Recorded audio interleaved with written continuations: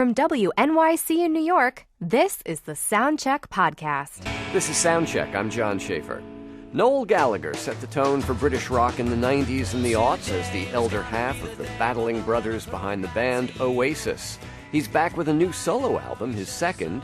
Chasing Yesterday is the fastest-selling album of the year in the UK and was the #1 selling vinyl LP there so far, all of which is to say it's a triumphant return for one of rock's most prolific and powerful voices. Noel Gallagher joins me here in the Soundcheck studio. Welcome and congratulations. Thank you very much. #1 selling vinyl LP in the UK. Are you a vinyl guy? I gotta say, I've got a vinyl collection somewhere, but not anymore. Once you start having kids, it takes up too much room. But I was never one for getting into the science of sound.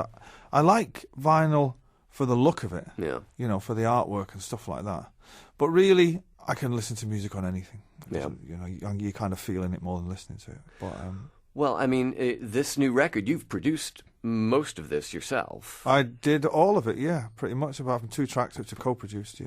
Right. So is it a kind of all digital? I mean, do you get into that whole, I want this analog, I would need to hear tubes and wires, that whole... Well, what most studios are like now in England is they're all pretty much analog apart from the tape machine. The tape machine has been laid to rest with Pro Tools rig. Everything outside of that is in the studio that I use is all old gear that breaks down occasionally. But yeah, I have a fair idea of what I want and a very clear idea of what I don't want, which is half the battle, really. Yeah. And I've made my last 2 records with the same two guys. It's just me and 2 other guys. One of them's a drummer, one of them's an engineer.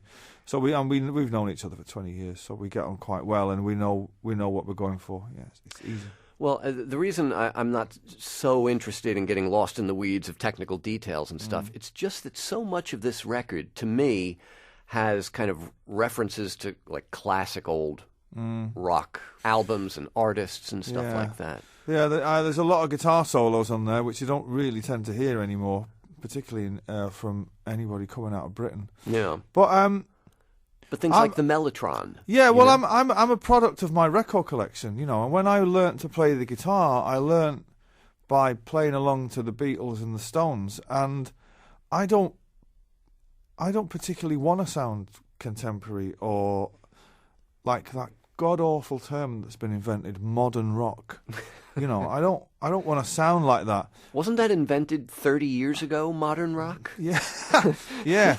It's like the vintage guitars that you see from 1987 for in guitar shops. But I make records that sound like the records that I like. You know, and luckily for me, I've got to a stage where I'm on my own record label. I don't have to run it by anybody else. Right. You know, so if I want it to sound like something from the Sunset Strip in California in 1971, then it will sound like that. I don't have to sell it to anybody else. So with a song like Girl with the X-Ray Eyes, I hear kind of early 70s Bowie. Is that, am I hearing things? Yeah. I was writing that song at home, as I usually do, was watching TV with the sound on, not really thinking about it. With the sound off, you mean? Yeah, with the sound down. And I just happened upon the chord progression, and when I was playing it for a while, and then there was a certain chord that I hit that tied it all together, and I thought, wow, that sounds very Bowie-esque. And that's just that became the starting point for it. And I love that song. It's funny because it might be one of my favourite ever songs I've ever written, and I can't perform it live to save my life. It's awful, which is such a frustrating thing. But when I write a song like that, I'm maybe one of the only people in the world who will go, okay, it sounds like David Bowie. So most people will go, okay, well, let's make it not sound like David Bowie. I'm more of the thing, right? Well, let's make it sound so much like David Bowie that he threatens legal action, and then we'll back it off a little bit. So you add in some Mellotron and and even the guitar solo. I didn't play the guitar solo. A friend of mine played it, and he was saying what things you want, and we listened to Ashes and said that kind of thing, and they're just things that I like. Yeah. We're speaking with Noel Gallagher. This is the song from his new record, called Chasing Yesterday. The song is Girl with the X-Ray Eyes. The song's called Girl with the X-Ray Eyes from Noel Gallagher's High Flying Birds, and the new album called Chasing Yesterday, which is out now. Noel Gallagher's here in New York. He'll be back for the Governor's Ball on Sunday, June 7th, here with us on Soundcheck today. And so the High Flying Birds is this the same like small crew as the last? It's the same firm as last time, yeah. Right.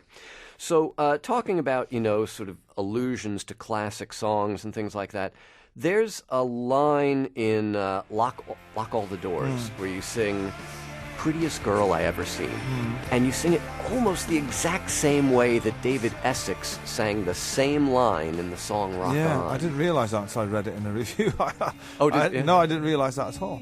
Prettiest girl I ever seen. See her shake on the movie screen. Jimmy Dean.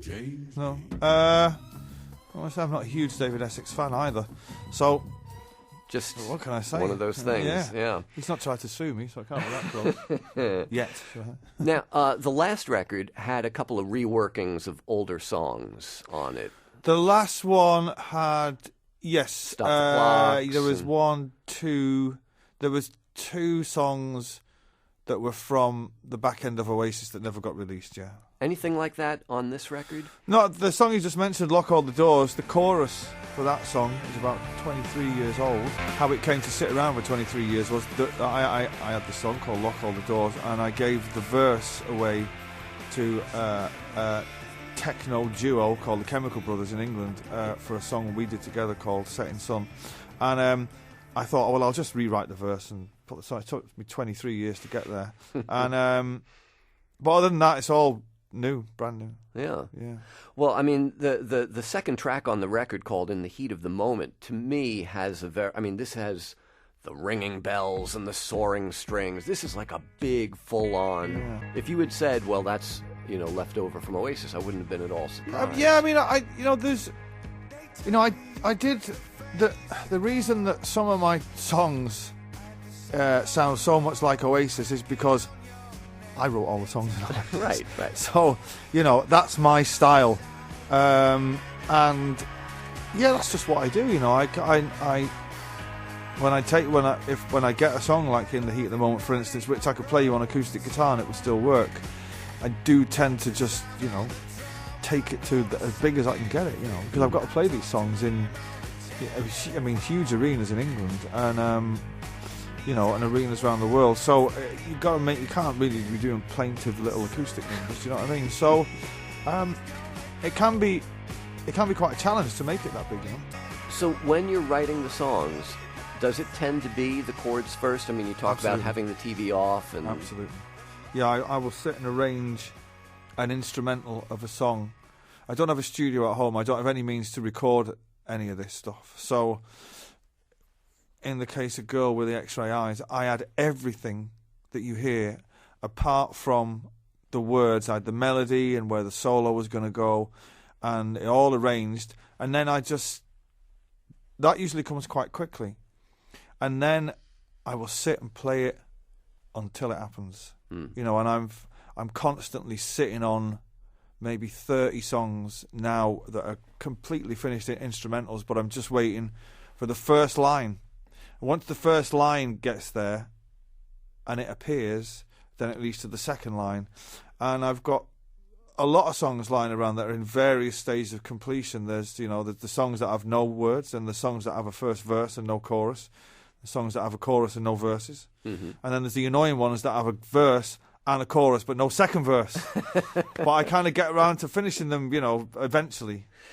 And then there are the ones that sit around for 23 years because you've given half of them away. Yeah. And the great ones, the ones that people remember, are the ones that come quite quickly. Well, and they come quickly maybe, and then they hit us as a big thing. It's like one big kind of sonic blast. Yeah. And then you start as a listener thinking, well, now hang on. Wonderwall, Champagne Supernova, these songs don't make any sense. Of course. I was playing Champagne Supernova recently in I did it on my UK tour acoustically with a 50-piece choir.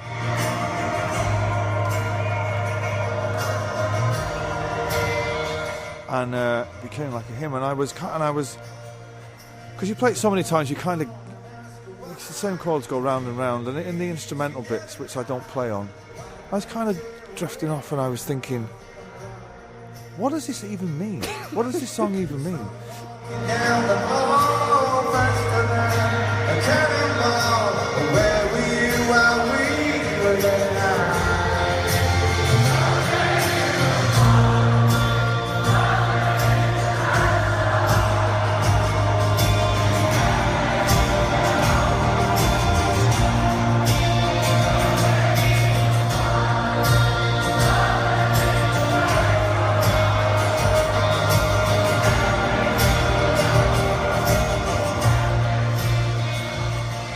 And there's like this sea of people, and there's like young guys who are 15 who weren't even born when it came out, and they're kind of, topless and swinging their shirts above their heads, and you're thinking, it doesn't really matter what it means.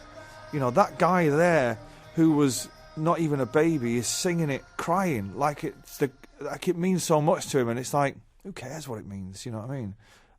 But I do that a lot. I don't look back in anger. I have no idea where that girl is, where she's going, what's happened to her, Sally, whoever she is. You know what I mean? It's just, I don't want to know either. It's magic. Those characters or whatever they are, they just appear in the middle of a TV program. Yeah.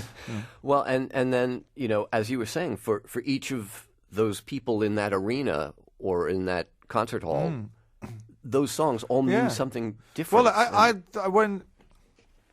I like to hear. Sometimes people tell me what it means, and I think, that makes sense. I met a girl recently, and there's a song on my record called "The Dying of the Light," and it's kind of about two partners in life, going along the open road of life, and there was a girl in. She's only young, again, we're a teenager, and I see her she's crying at the gig, and I happened to meet her afterwards, and I was saying, what were you crying during that song for? And I was thinking, because she's so young, she can't really have lived a life yet to be contemplating what life could have been, which is what the song's about.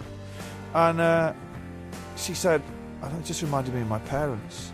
And that kind of blew me away, you know what I mean? It's like, oh, wow, I'd never thought of it like that, you know what I mean? And it was a really nice kind of moment. So when you meet fans or people who like your music, and they tell you what it means to them, and it kind of gives a whole new perspective. Yeah. Well, a title like, The Dying of the Light, I mean, that'll make people think of Dylan Thomas. Yeah. So that seems to be an allusion that was intentional on your part. Yeah, but I'm 47 now, and me and my wife are kind of, well along the road of our relationship, and it's kind of, the song to me is saying, well, we've been through all this, and nothing really matters as long as we've got each other. But this kind of young girl was kind of taking it somewhere else, which was amazing.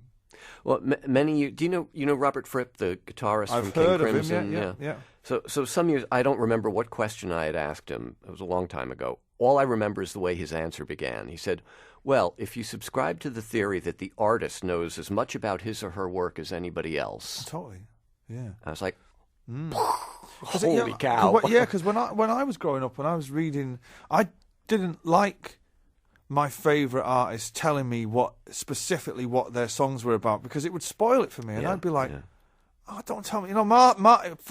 Case in point, Martha My Dear by the Beatles, you find out he's got a sheepdog called Martha, and you're just like, no, whoa, don't go there with the dog. I'm thinking of I was thinking of like some naughty schoolgirl there, not with it's about a dog. So I tend to, all the lines mean something to me, or I wouldn't write them, but I tend not to share it with people if it's, in case it spoils it for them. Right. Noel Gallagher's with me on Soundcheck. So what's The Mexican about? Oh, it's about After all that, it's about a meal I had one night. It's not about. That song came from a previous album that I'd attempted to make with these kind of producers called the Amorphous Androgynous, and I literally made that song up in the studio. It took me maybe 20 minutes to write those lyrics, because this producer guy was badgering me, write some lyrics now. And I thought you were the producer. well, I after my first solo record, I went in to make a record with these guys. It didn't work out in the end. They couldn't pull off what they were attempting to do. And but that song kind of in its embryonic state, I took it and finished it for this record. But it doesn't really mean a great deal. Yeah. Yeah. But it's built But on I tell this- you what, when I play it in Mexico City in about 4 weeks, hallelujah.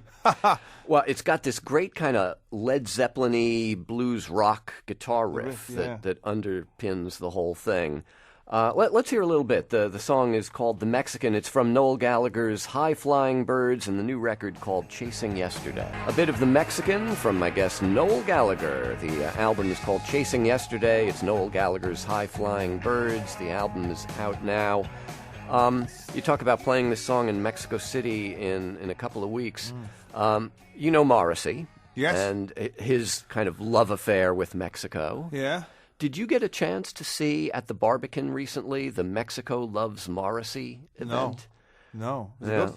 Well, we did it here in New York, too, at the Brooklyn Academy of Music recently. All these Mexican musicians, like some great Mexican musicians, interpreting His some songs. Smith songs, but mostly Morrissey songs. Wow. And there's that kind of love affair Yeah, with Morrissey. it's a funny thing. Yeah, it's a weird. I went to see him once in LA at some big gig, and it was full of Mexicans. It was like full of Latinos. Yeah, it's a funny thing. So, speaking of the Smiths, you have as a guest on one track on the new record, Morrissey's former guitarist, Johnny Marr. The great Johnny Marr. Yeah. Now, you're a guitarist yourself. What does Johnny Marr bring to the table that made you think, I need him for this song? Well, I'm a guitarist who's more of a composer. I write on the guitar exclusively. So when I get to a point in a song where it needs something more, and there were specific points in the track that we're talking about, which is called The Ballad of the Mighty Eye, what Johnny plays in. It needed something on a guitar to elevate it, and it needed a guitarist to play it like who's got a distinctive style like Nile Rodgers or The Edge or Johnny Marr. And as I don't know either of the other two, I called Johnny and I said, fancy playing on this track? And he said, yeah. And he came down, and I swear to God, I didn't tell him what to play, and he didn't want to hear the track beforehand, so he'd never heard it before when he walked in. And I could hear in my head what I wanted him to play, and I was kind of hoping he'd play it, and it was the first thing he played. And I've been sat in studios many times doing records when producers have said to me, you know what, this bit needs a kind of Johnny Marr thing. Can you do that? And I'm like, no, I can call Johnny Marr, but I can't do it myself because he's one of the greats, Like he's got a distinctive style, as is Edge and Nile Rodgers and all those great guitarists. I'm not like that, you know what I mean? For me, my guitar playing is a tool to get the song finished. So, you know Morrissey, you know Johnny Marr. Which reunion is going to happen first? Smiths or Oasis? Oh, the Smiths will go before we do. Because we're not going to reform, and I wouldn't have thought the Smiths would reform. I thought they'd have done it by now, wouldn't you? I mean, it would be great, and I would be at all of those gigs, and it would be amazing. So your message to the Smiths is do as I say, not as I do. I'd love to go and see the Smiths. I went to see Johnny recently. He was doing Smith songs. Yeah. And when you go and see Morrissey and his band are doing Smith songs, as good as it is, it's not the same because it's not Johnny playing them, and he's got.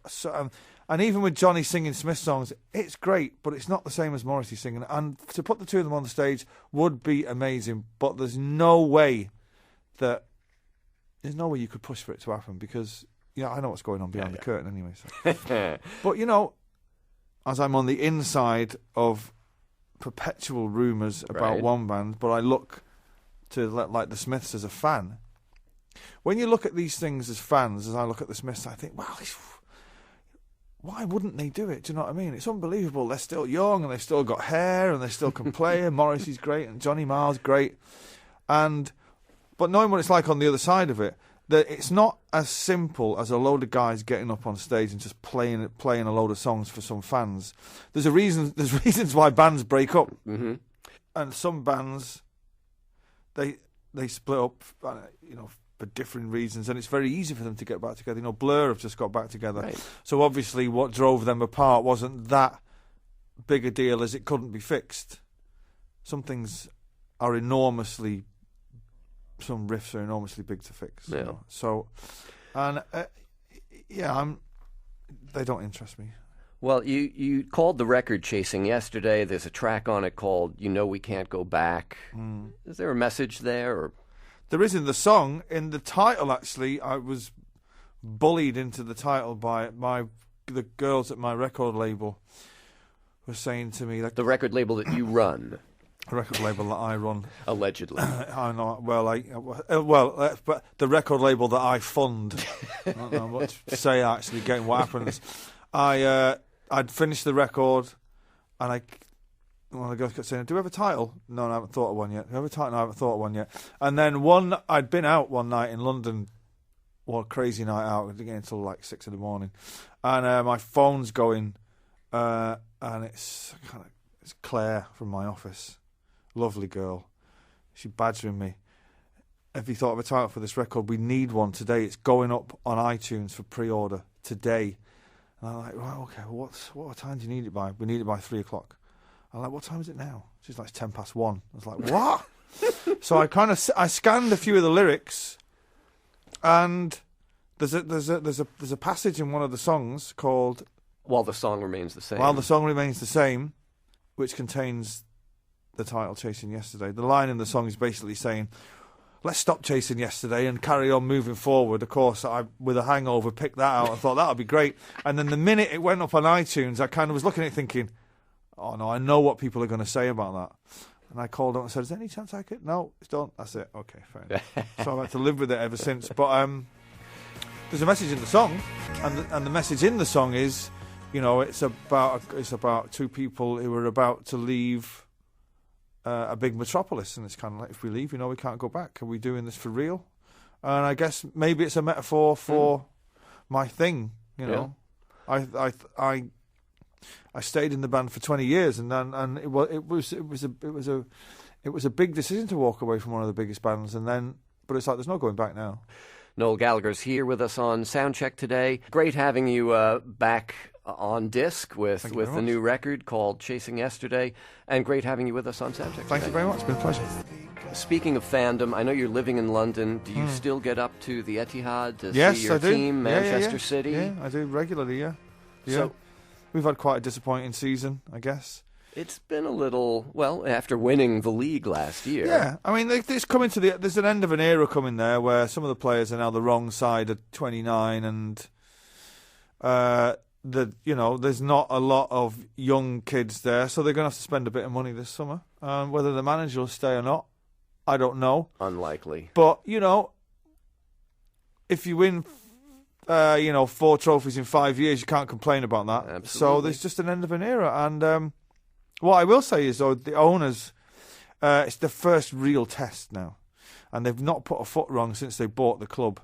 And it's a real test of where we go from here. But I've got absolute faith in them. Easy still to hate Man United now that Alex Ferguson is gone? Or? Oh God, yeah. That's the club that keeps on giving. Yeah, he was just such an easy target, but there's always the fans. The fans are just, I can't get on side with those people. They exclusively wear bad shoes, and it's unacceptable. Well, there's legions of them in London. There's a whole Man United. Yeah. You must run into those people. There's a lot. When City are playing United, or United are playing City in the derby, and I get on the train and go up from London, it's full of Man United fans, which can make for a tricky 2 hours.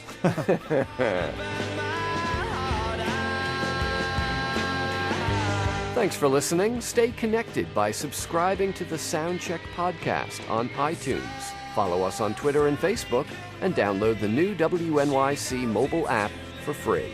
See you next time. I'm John Schaefer.